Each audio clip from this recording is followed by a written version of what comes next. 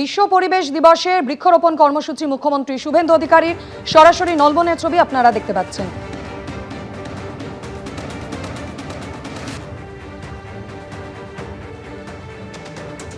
প্রতিনিধি শিবাশিস মৌলিক সরাসরি আমাদের সঙ্গে রয়েছেন। শিবাশিস,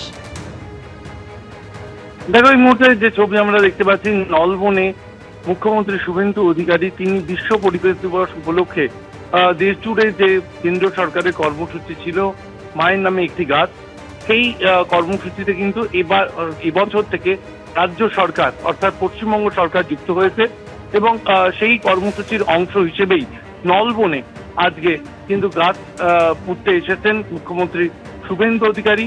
তিনি যেমন রয়েছেন তেমনি একাধিক মন্ত্রিসভার একাধিক সদস্য তারা উপস্থিত রয়েছেন, স্থানীয় বিধায়করা রয়েছেন এবং এই মুহূর্তে কিন্তু আমরা দেখলাম যে একদিকে যেমন তিনি গাছ পুঁতলেন, অন্যদিকে দেখা গেল মাছের চারা ছাড়তে নলবনে মাছের আমরা দেখলাম যে সেখানে কিন্তু মাছের চারাপোনা যে মাছ সেই মাছ ছাড়লেন মুখ্যমন্ত্রী শুভেন্দু অধিকারী। ধন্যবাদ শিবাশিস।